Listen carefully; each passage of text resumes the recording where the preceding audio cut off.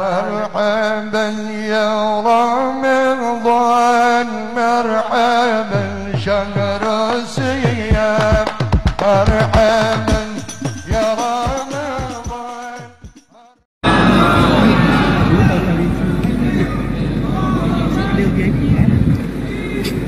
Daripada dia biji dah Ustaz? Ya. Tak mahu Ustaz?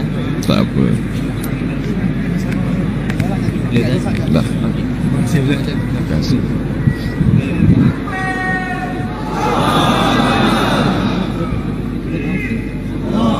Mic mana mic? Mic sudah setting. Sudah setting.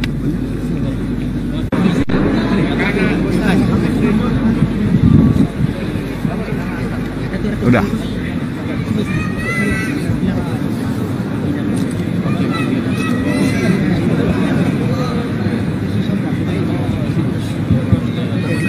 Gak usah jauh aja bang. Bang, biar di situ aja. Okey. Kita mampu letak kat sini. Dah letak sini.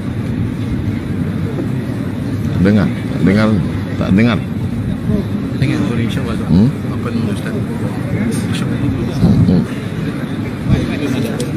Dah. Mana mic ni? Masih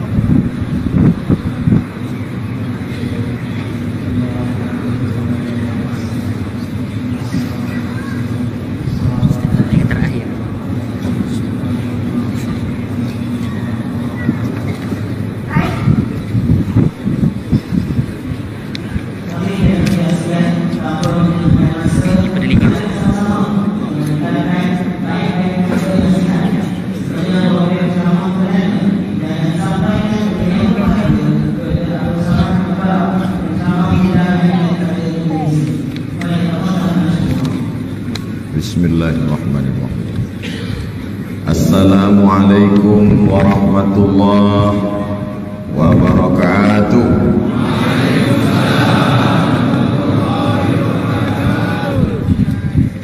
Bersyukur kita kepada Allah dengan mengucapkan Alhamdulillahi Rabbil Alamin. Berselawat kepada Rasulullah dengan mengucapkan Allahumma salli ala Sayyidina Muhammad wa ala ali Sayyidina Muhammad. Kalau hendak berburu katak, jangan sampai ke Pulau Penyengat. Saya tak boleh banyak bergerak sebab kabel banyak sangat.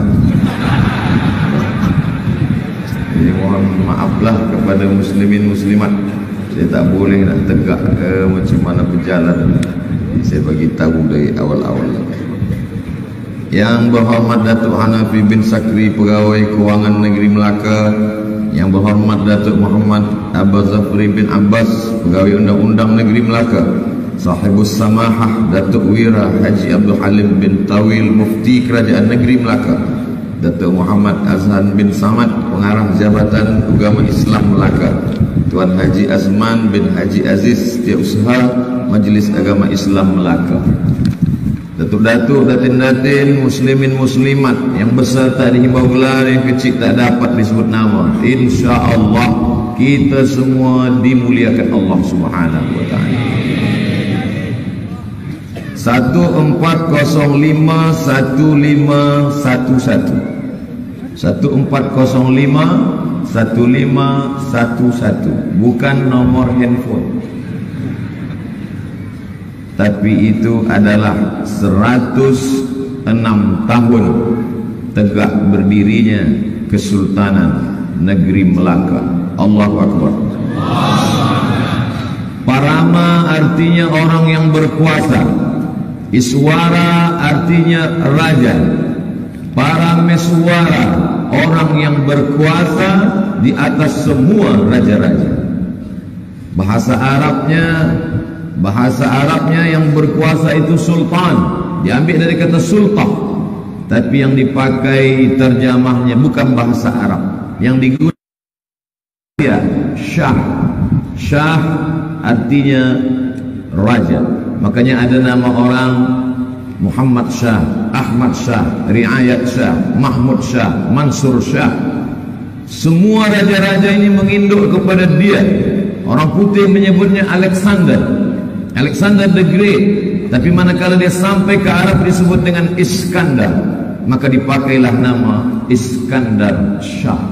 Bahasa Sanskertanya Parameswara, bahasa Arab dan Persianya Iskandar Shah. Alangkah indahnya nama. Nanti kalau saya punya anak lelaki lagi, saya akan bagi nama Parameswara Iskandar Shah. Masya Allah. Sesiapa yang ada ingin punya anak, bagilah nama, kerana nama adalah doa. Suatu ketika dia berjalan hendak berburu, maka dia tengoklah, dia bawa anjing-anjing untuk berburu. Dalam agama Islam berburu, bila kita didik ini, ajar dengan baik, tangkap, dia tangkap, berhenti, dia berhenti, maka dibolehkan berburu. Mana ketana kalban siapa yang memelihara anjing, bila dipakai untuk berburu atau menjaga kebun boleh, tapi bila hanya dipakai untuk memperturutkan hawa nafsu, ada hobi, suka saja, maka tiap-tiap hari amalnya dikurangi sebesar bukit Uhud. Satu bukit Uhud itu panjangnya 7 km. Jadi kalau ada orang memelihara anjing, satu hari amalnya dikurangi 7 km. 7 km. Amal dia pula 1 meter. Habislah amal itu tiap-tiap hari. Maka dia bawa anjingnya untuk berburu, tapi dia tengok di tempat itu berbeza. Biasanya anjing mengejar pelanduk, tapi hari itu ada seekor pelanduk yang menyipak kepada anjing-anjing itu. Dia berpikir, ini nampaknya tempat ini amat sangat baik, maka dia pilihlah tempat itu untuk membuat sebuah kerajaan besar. Sebelumnya dia terusir dari sebuah kerajaan besar selepas diserang oleh Siam dan Majapahit. Maka selepas itu dia buat harum semerbak. Bak kata pepatah Melayu, di mana ada gula, di situ ada semut. Berdatanganlah orang, sebab negeri itu begitu indah, berada di tepi laut, ikan-ikannya besar, tanam-tanamannya subur, pokok kelapa melambai di tepi pantai. Semua ingin datang. Datanglah orang Arab, datanglah orang Cina, datanglah orang Persia, datanglah orang India. Rupanya harum semerbak bunga yang wangi itu tercium oleh seorang lelaki di Europe, non jauh di sana. Lelaki itu bernama Emmanuel I.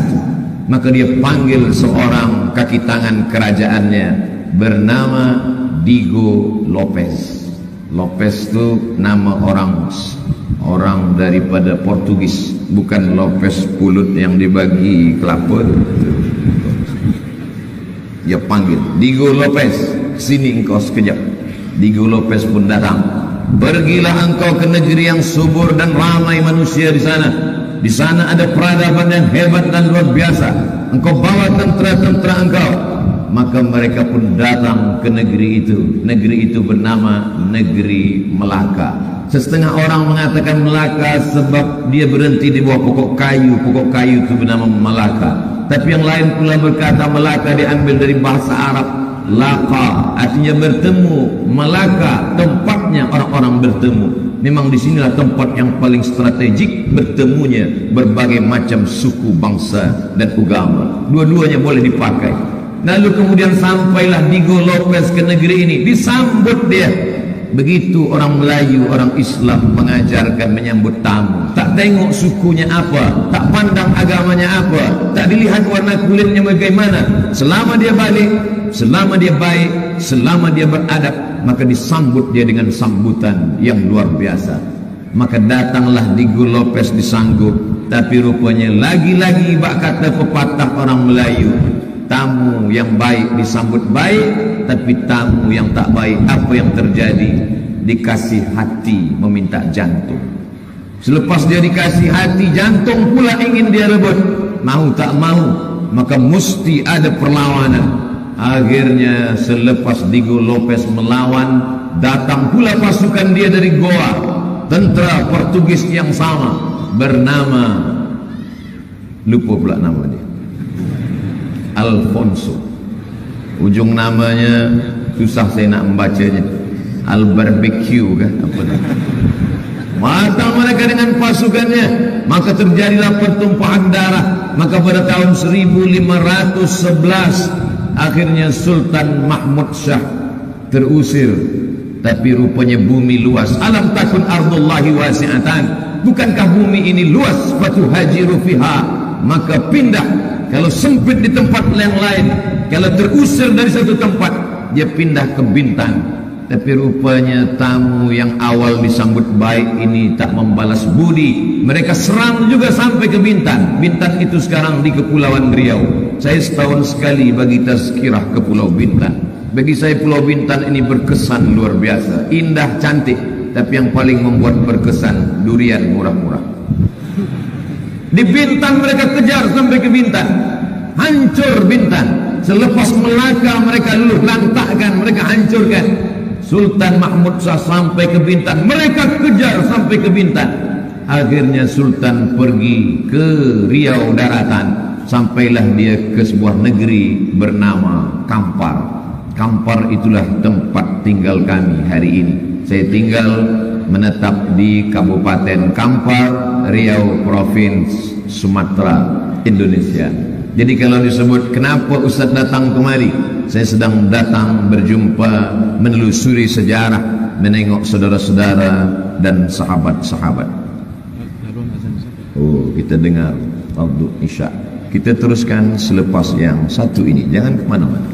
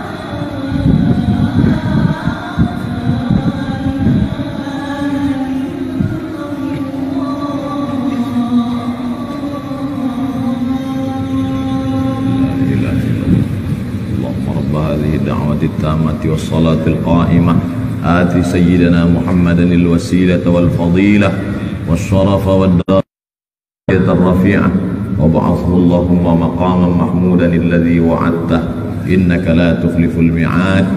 Siapa yang menyambut seruan azan seperti ucapan muazzin kecuali pada lafaz hayya 'alas salah hayya 'alal falah, dia jawab la haula wala quwata illa billah.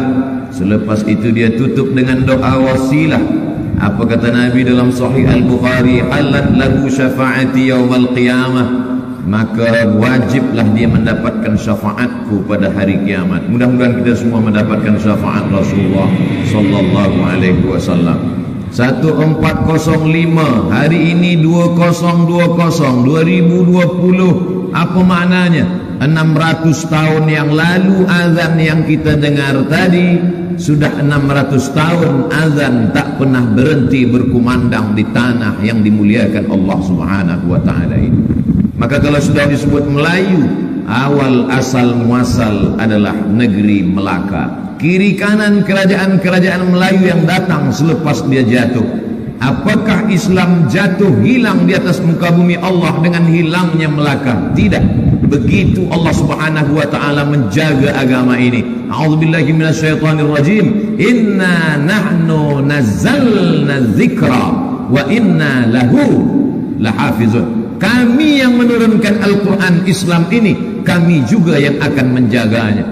Bagaimana Islam berkuasa 700 tahun lamanya di Andalusia, hilang Islam dari kerajaan Andalusia, hilang kerajaan Andalusia di Europe, tapi Islam tak hilang. Hilang di Andalusia, bangkit di Turki. Begitu juga yang terjadi ketika hilang Melaka. Apakah hilang Islam? Tidak. Keturunan daripada Sultan Mahmud Shah membangkitkan lagi, datanglah kerajaan Johor, kemudian kerajaan-kerajaan keliling ini. Maka di kirinya ada Pulau Sumatera. Di Pulau Sumatera ini ada kerajaan Siak. Di bawah Siak ada kerajaan Pelalawan. Di bawah Pelalawan ada kerajaan Jambi. Di bawah kerajaan Jambi ada kerajaan Palembang, kerajaan Melayu Nun di Sumatera. Di atasnya pula ada kerajaan-kerajaan Melayu. Di sebelah kanannya ada Pahang. Di atasnya ada Kelantan. Di atasnya lagi ada pula kerajaan Fatani. Apa maknanya? Al-Islamu ya'lu, Islam akan bangkit, akan tinggi. Wala yu'la alaih, tak ada yang lebih meninggi daripada Islam. Ini pelajaran pertama yang kita ambil dari perjalanan umat Islam masa silam. Sekali satu hembusan nafas, Melayu adalah Islam. Bila orang berkata Melayu, berarti Islam. Kalau ada Melayu tak Islam, hilang me-nya, tinggal layunya saja. Bila Melayu ini bangkit, ketika Islam datang, mereka tidak hanya merubah nama mereka, tapi mereka merubah akidah mereka, merubah keyakinan mereka. Mereka berani berkata La ilaha illallah. Sebelumnya mereka menyembah kepada makhluk, tapi selepas itu mereka dibebaskan daripada ibadatul ibad, menjadi hamba manusia kepada ibadatul rabbil ibad, beribadah kepada pencipta manusia Allah Subhanahu wa ta'ala. Sampai hari ini, apa kata pepatah orang Melayu, sekali layar terkembang, surut untuk berpantang, takkan Melayu hilang di bumi. 600 tahun kerajaan boleh musnah, raja-raja boleh meninggal dunia kerana ajal tiba sampai, tapi Islam sampai hari ini di Melaka membanggakan. Ustaz Abdul Somad tadi sampai di bawah menelusuri sungai Melaka, melihat inilah beginilah perkampungan orang Melaka zaman silam, ratusan silam. Masya Allah, tabarakallah. Apa kata orang-orang Melaka yang bersama dengan saya di bot tadi, Ustaz Somad, kami pun first time juga naik bot. Tentu kita maklum, sebab mereka memanglah orang Melaka. Ustaz Abdul Somad sebagai tamu saja, datang dari jauh, datang dari Sumatera, negeri Melayu juga. Selama ini yang sampai ke kampung saya satu saja, buah Melaka. Tapi tadi Masya Allah begitu banyak makanan-makanan, saking banyaknya lupa entah apa-apa nama dia. Bila tuan puan nak datang, datanglah ke negeri Melaka, melihat bagaimana Melayu, melihat bagaimana Islam. Masjid sebesar ini, kebanggaan, Masya Allah, tabarakallah. tajuk kita malam ini adalah bagaimana indahnya bersyariat, bagaimana indahnya menjalankan syariat yang dibawa oleh Nabi Muhammad sallallahu alaihi wasallam. Pelajaran pertama dari sejarah Melaka adalah Islam mengajarkan tak boleh berputus asa. Kalaulah orang Melaka berputus asa, sudah lama Melaka ini sepi sunyi, tak ada lagi masjid, tak ada kumandang azan.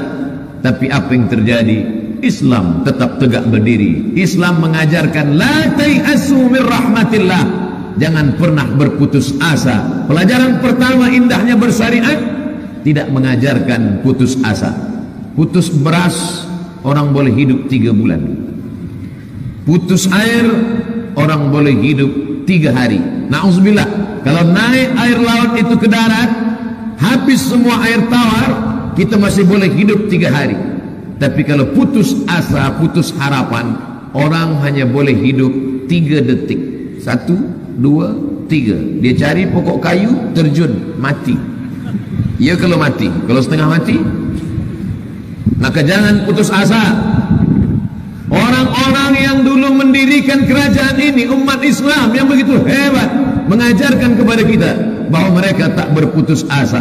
Bila satu lubang rezeki ditutup, Allah bukakan 99.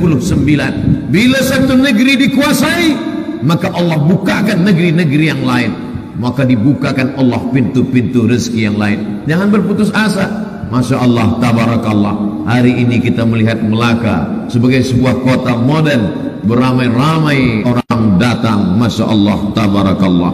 Orang dari tempat kami, dari Sumatera, banyak datang kemari. Yang putus-putus asa datang kemari. Nak apa? Nak berobat. Jantung, koroner, diabetes, semua berobat. Ustaz Abdul Somad datang dalam keadaan sehat walafiat, didoakan oleh orang Melaka. Begini ramai orang Melaka mendoakan Ustaz Abdul Somad.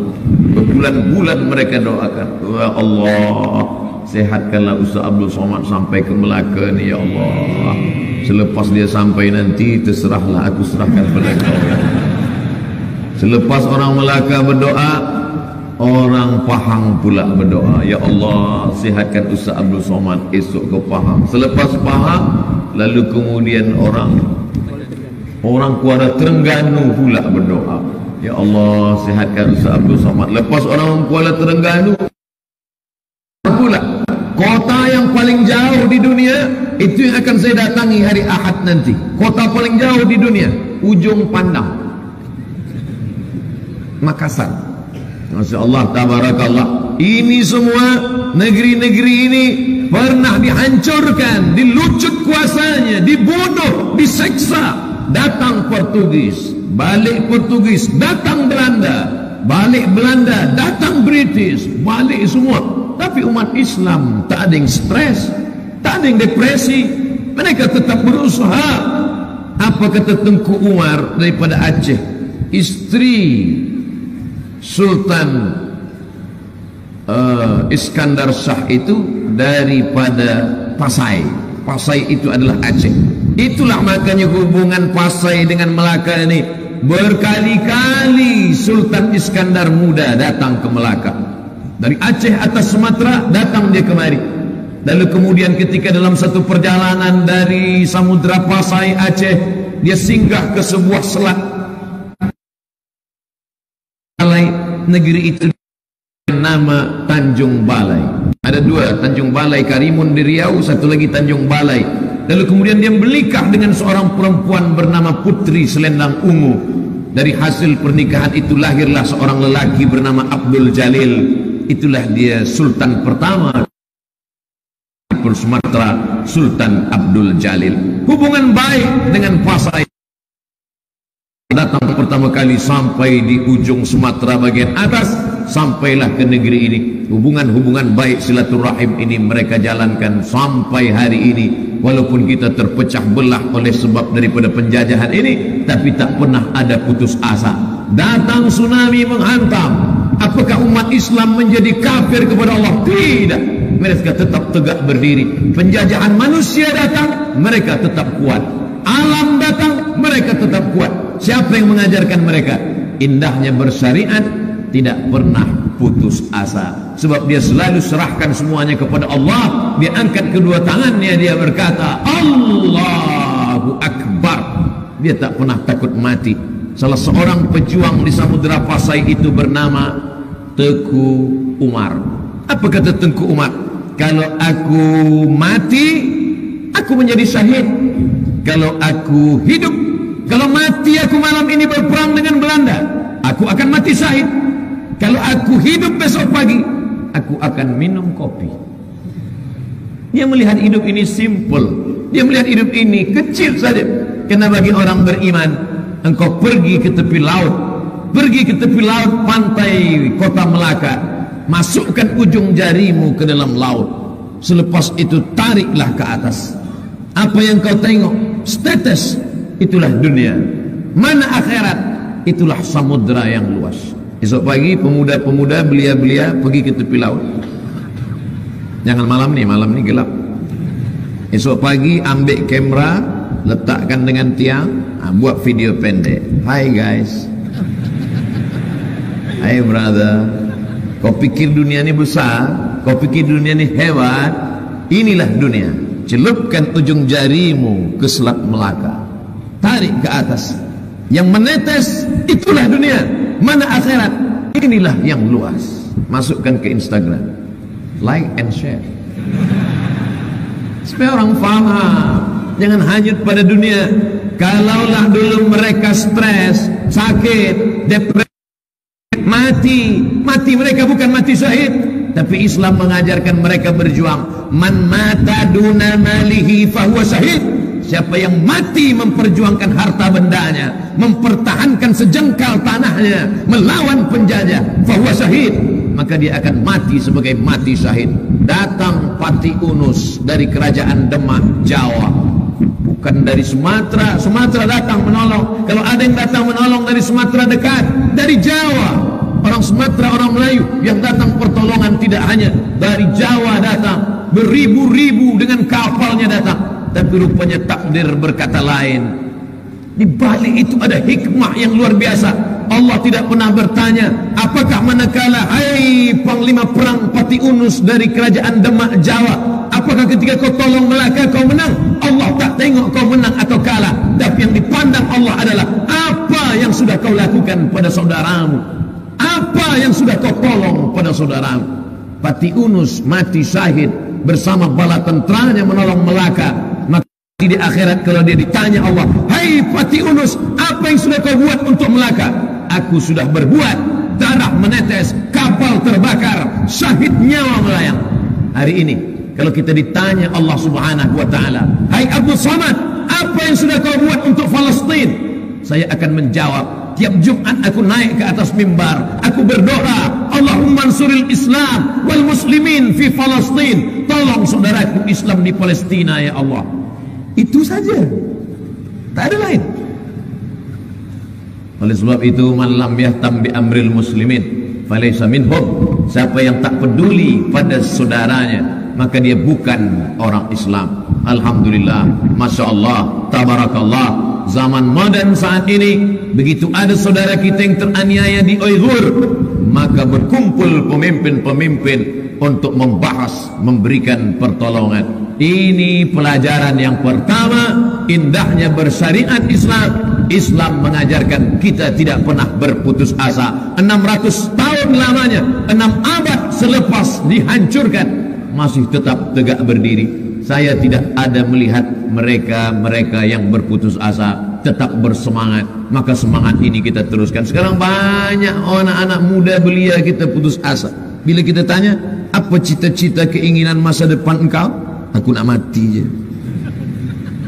Dia guna dada, dia guna khamar, dia pakai sabu, dia buat dosa. Dosa inilah yang membuat orang berputus asa. Asyaitanu ya'idukumul faqra wa ya'murukum bil fahsya. Setan membisikkan ke dalam hatimu, putus asa, bunuh diri, pergi ceburkan dirimu ke laut, pergi kata dia. Pergi naik ke gedung yang tinggi. Orang paling banyak bunuh diri bukan di Afrika yang susah, yang payah air, payah makan. Orang paling banyak bunuh diri bukan di tempat yang miskin, Di mana orang paling banyak bunuh diri? Amerika, Europe, Jepun. Sebab apa? Putus asa. Website yang paling banyak dilawat orang, dilihat orang, website apa? Website yang mengajarkan bagaimana cara bunuh diri. Sebab orang menghadapi hidup ini sudah tak sanggup lagi. Stres, depresi, jam, banyak masalah, trouble, masalah. Akhirnya dia makan ubat anjing gila. Baru agak tenang sikit. Dia guna dadah itu untuk orang gila. Dulu dadah itu dipakai untuk orang gila. Sekarang orang sehat pun pakai itu. Risau dia melihat dunia ini. Selepas dia pakai baru dia senyum. Fly, tenang. Alhamdulillah. Oleh sebab itu jangan pernah putus asa. Dari tadi Ustaz Abdul Somad dah 3-4 kali sebut belia. Kenapa yang Ustaz sebut belia? Sebab belia inilah yang akan menjadi pemimpin-pemimpin masa depan. Betul? Belia ni mesti kita selamatkan. Orang-orang tua tak perlu. Orang tua memanglah dah selamat. Orang tua dah selamat. Orang tua dah sembahyang ke masjid. Orang tua dah berzikir baca Quran. Kalau ada orang tua tak juga sembahyang, tak juga ke masjid, guna dadah juga, kita biarkan je lah. Sebab dia paling 2-3 tahun ni akan mati juga. Belia kita ni kita selamatkan. Jangan sampai mereka putus asa. Sebab kalau sudah dosa dilakukan, maka tak ada harapan. Harapan kepada harta hilang. Harapan masa depan musnah. Harapan hanya digantungkan kepada Allah. Ilahi anta maksudi wa ridhaka matlubi. Engkau yang ku maksud ya Allah, ridhamu yang ku cari. Indahnya bersyariat yang pertama, tidak pernah putus asa. Yang kedua, bagaimana kita menjadi seorang muslim. Dulu kita hanya menjadi orang Melayu, tapi selepas Islam datang bertambah Melayu, Muslim. Apa yang berubah pada diri kita? Dulu kita menganggap orang lain adalah musuh. Bila dia datang berbeza dengan kita, kita mesti bunuh, kita mesti hancurkan. Tapi selepas Islam datang, Nabi Muhammad sallallahu alaihi wasallam mengajarkan, "Wa ma arsalnaka illa rahmatan lil alamin." Islam mengajarkan kita tak boleh membeza-bezakan antara kulit putih dengan kulit hitam, antara orang yang Arab bukan yang Arab, antara siapapun yang datang. Kalau dia baik, kita sambut dengan kebaikan. Itulah yang membuat kita indah bersyariat. Jangan ajarkan orang Melaka dengan bagaimana hidup dengan yang tak Islam, dengan saudara-saudara non-Muslim, dengan orang-orang yang datang ke bumi ini.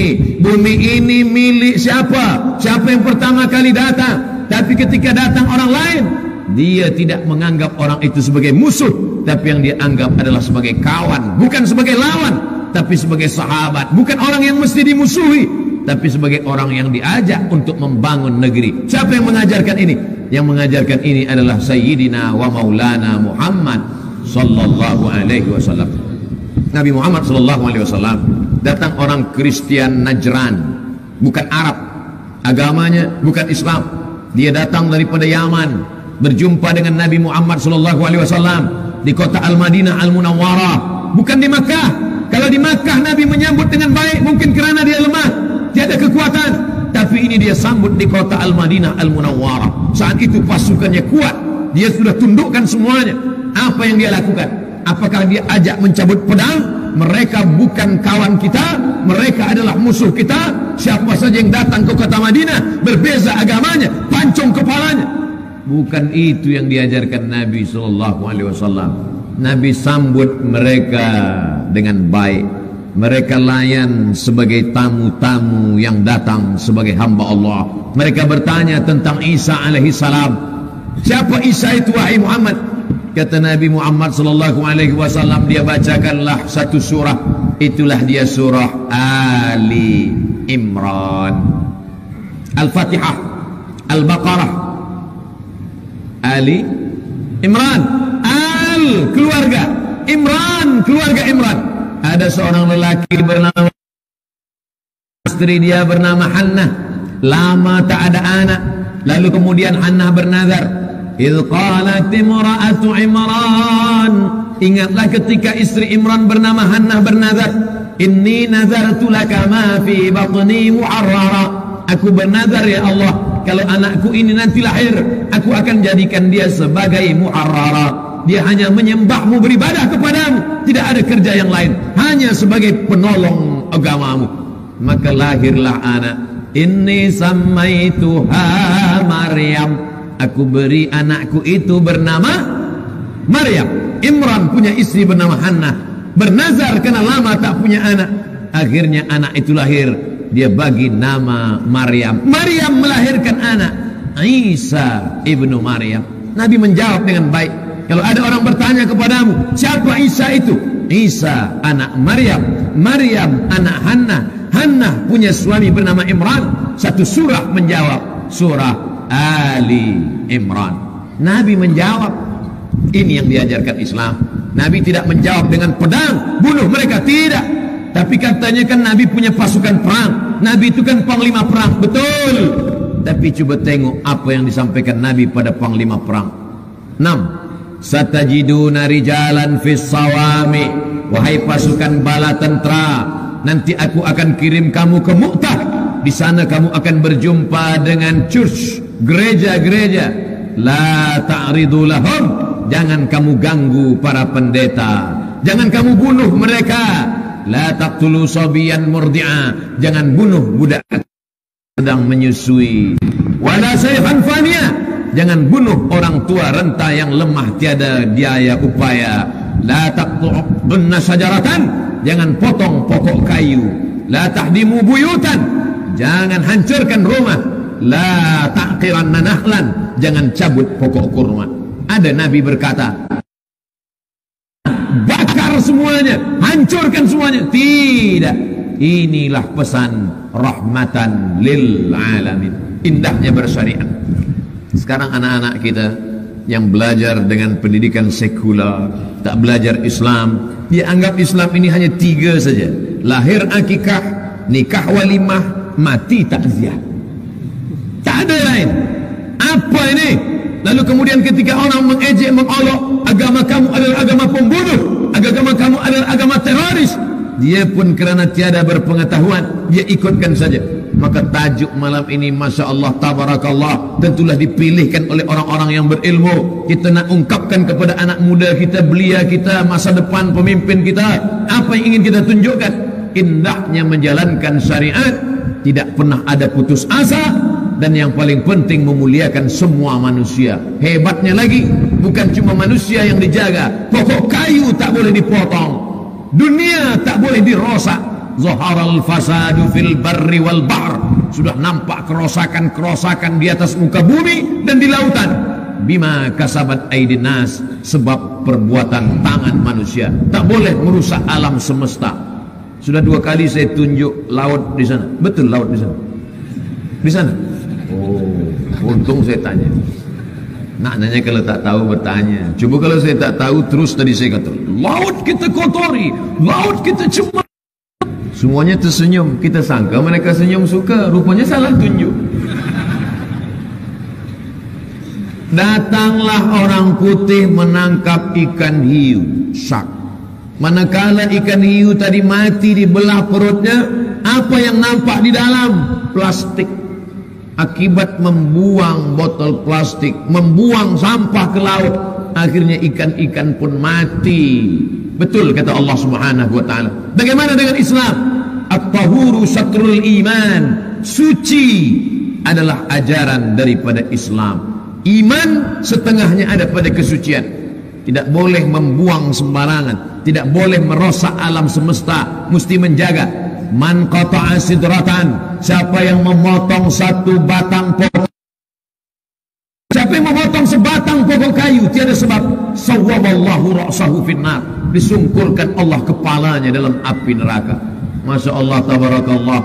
Manakala saya naik ke atas tawar tadi saya naik ke atas tawar, menengok Melaka dari atas, cantik hijau, pokok-pokok kayu tak ditebang. Pokok-pokok kayu yang tua-tua di tepi sungai tadi nampak. Jaga pokok kayu, Sebab pokok kayu ini boleh menjaga tepi daratan supaya tak jatuh ke bawah. Pokok bakau tetap dijaga. Masya Allah, tabarakallah. Saya tengok-tengok ada pula banyak lampu di bawah pokok bakau ini. Ustaz Somad, ini kita siang cantik lalu di sini, malam lagi cantik Ustaz. Dalam hati saya, malam macam mana kita nak tazkirah? Masya Allah, tabarakallah. Dijaga keindahannya, dijaga bersih, lautnya dijaga, tanaman pokok-pokok kayunya dijaga, alam semestanya terpelihara. Bila ingin melihat di bawah saja cantik, kalau naik Ustaz ke atas lagi cantik. Ustaz Somad, kalau naik ke atas nampak Sumatera. Iya juga. Naik saya ke atas tak nampak. Katanya nampak Sumatera. Rupanya maksudnya nampak kalau ditengok dengan mata hati. Tentulah jauh di mata, dekat di hati. Dimanapun kita berada, maka dia senantiasa nampak dalam hati kita. Kenapa kita mata kita manakala menampak melihat yang indah-indah, kita berkata indahnya alhamdulillah, innallaha jamil. Allah maha indah, yuhibbul jamal. Allah suka kepada yang indah-indah. Saya bagi tazkirah di mana-mana 60 minit. Tadi saya mulai tazkirah pukul 8.30, akan berakhir 9.30. Selepas itu kita akan jawab soalan-soalan. Nampaknya soalan ini lebih banyak pula daripada tazkirah lagi. Apa indahnya menjalankan syariat? Yang pertama, tak ada putus asa, kerana semua kita serahkan pada Allah. Inna salati wa nusuki wa mahyaya wa mamati lillah. At-tahiyatul mubarakatuh salawatu tayyibatu lillah. Semua punya Allah, bukan punya kita. Bila Allah titipkan pada kita sekejap, kita jaga. Bila diambil Allah, bukan punya kita. Tapi jangan sebab ini nanti balik ke rumah, rumah tak dikunci. Nak tidur malam, rumah tak dikunci. Isteri dia tanya, abang, tak kita kunci? Serahkan pada Allah. Oh, itu namanya serahkan pada pencuri. Kita tetap ada ikhtiar. Bila kita dah kunci, hilang juga. La haula wa la quwata illa billah. Maknanya tetap ada ikhtiar. Jangan putus asa. Dan yang kedua adalah kita hormati semua manusia.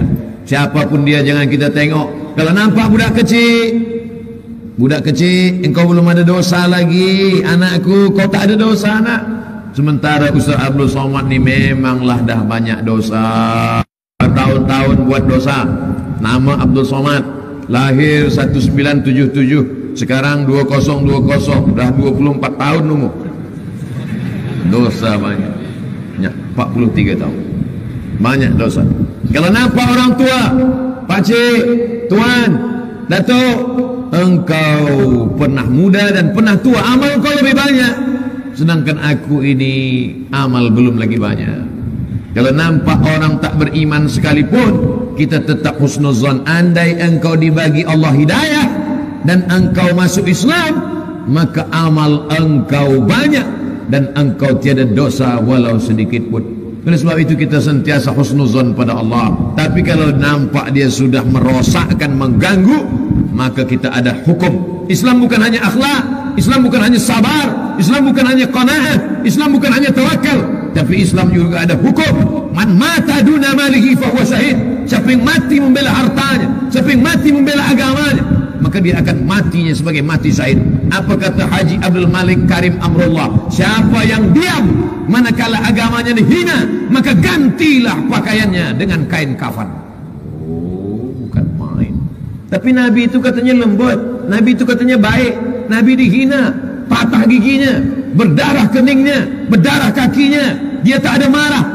Nabi kalau yang dihina badan dia tak marah.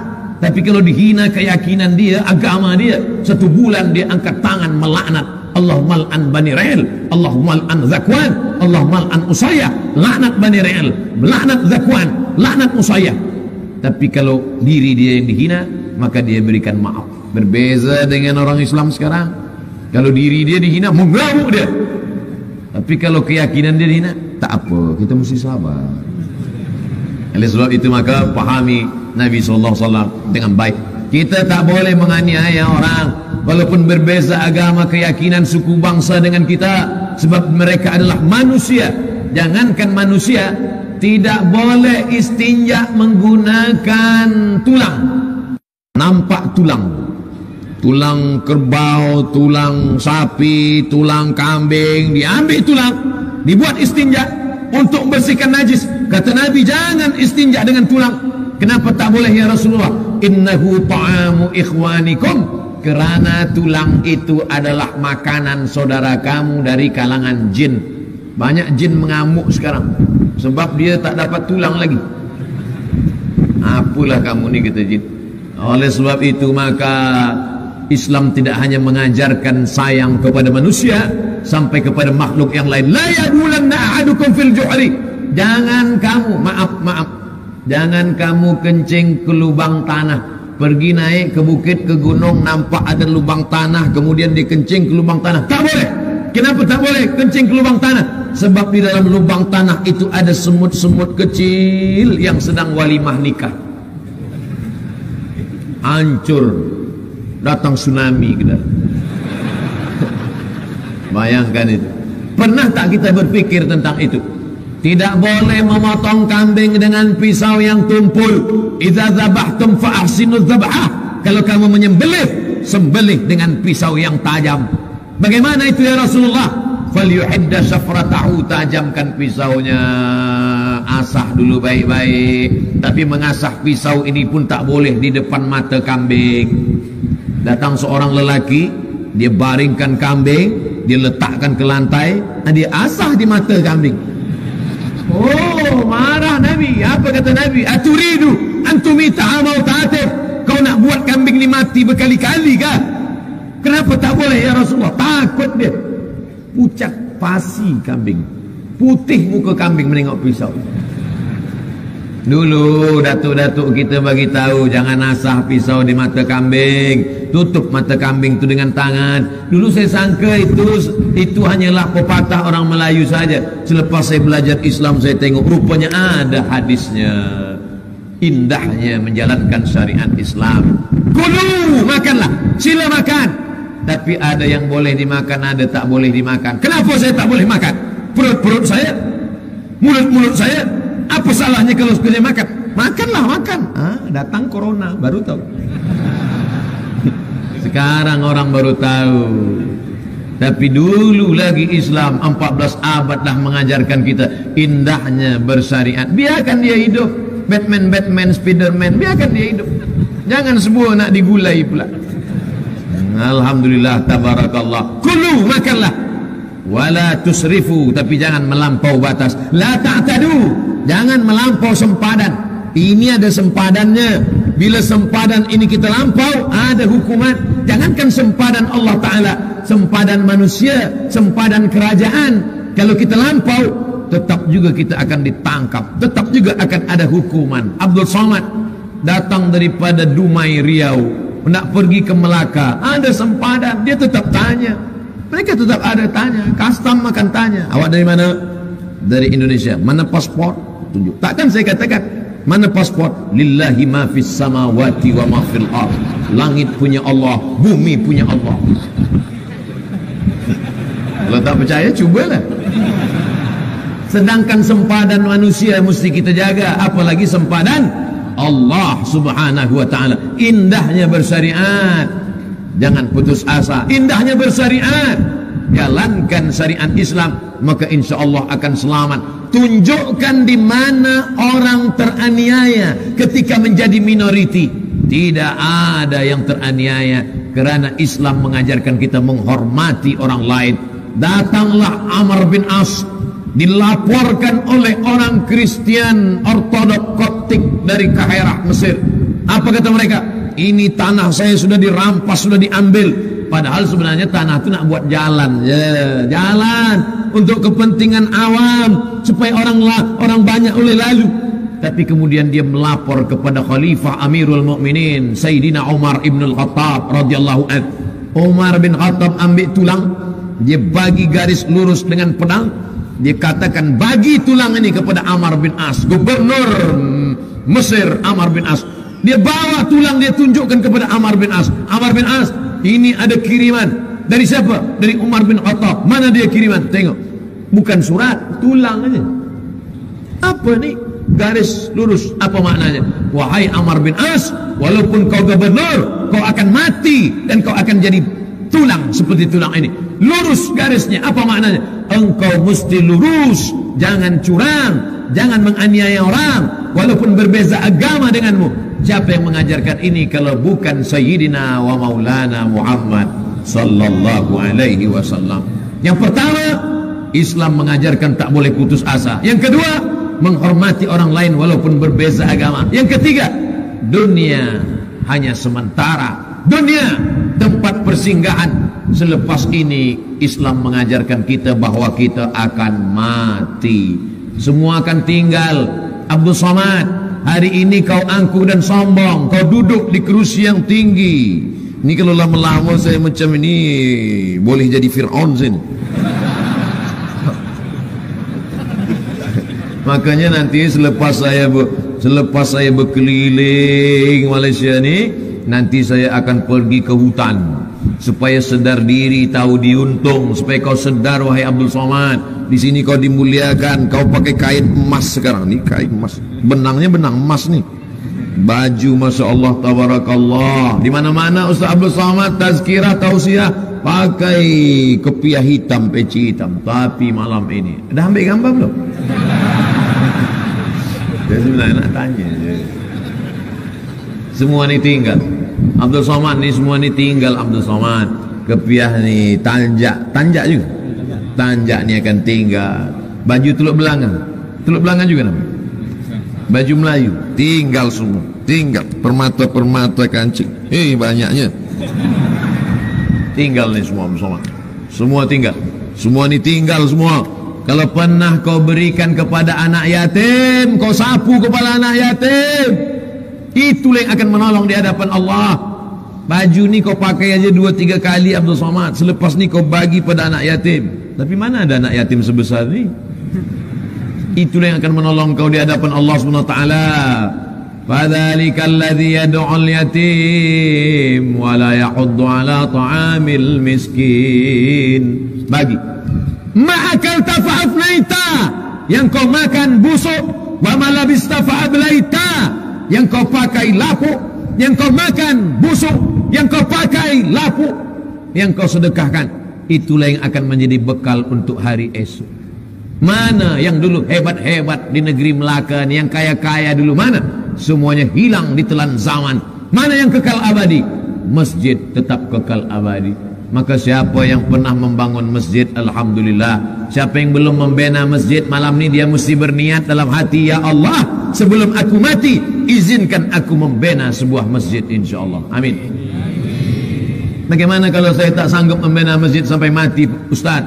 Niatnya sudah sampai. Innamal a'malu bin niat. Sanggup bina masjid, bina masjid. Tak sanggup bina masjid, bagi satu tiang. Satu tiang ini saya. Nanti cari masjid-masjid yang belum selesai, tanya, tuan pengerusi masjid, ya, kita nak bina masjid, ya, bagi tahu apa yang kurang. Batu-batu apa semua ada kurang. Kurang semua. Awak nak bagi apa? Tak ada, saya tanya je.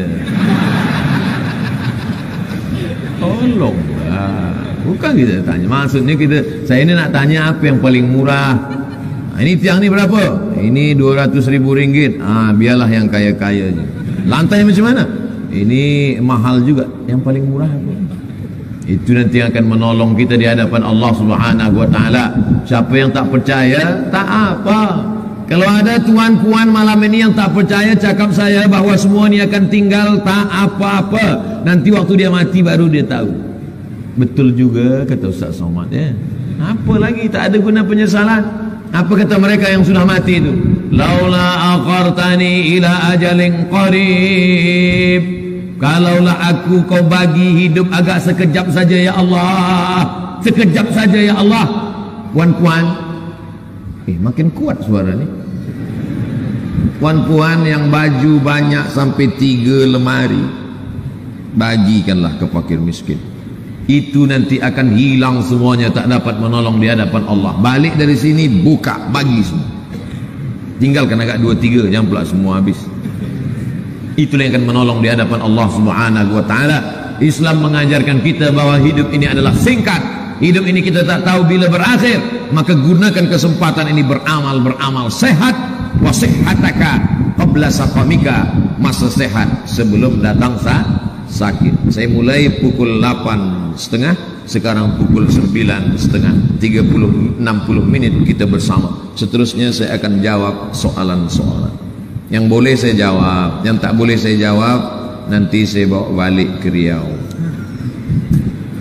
Cara nasihat terbaik untuk anak-anak yang meningkat remaja. Budak kecil tak sama cara kita menasihatinya dengan orang dewasa. Suara saya jelas? Biasa orang kalau dah dengar tazkirah 60 menit, jangankan suara, ustaz tu pun tak jelas. Budak kecil umur 5, 10, 12 tahun nak dibuat tazkirah macam pada orang dewasa, mana boleh. Dikumpulkan budak kecil, Assalamualaikum warahmatullahi, tak sama. Sebab itu yang paling pandai membagi nasihat ini adalah puan, ibu, mak. Itulah yang paling pandai memberikan nasihat. Bagaimana cara dia membagi nasihat? Maknanya sama, tapi caranya berbeza. Ada budak kecil tak nak makan. Budak kecil ini tak nak makan. Kalau bapa dia acak, makan. Kalau tak makan, awas.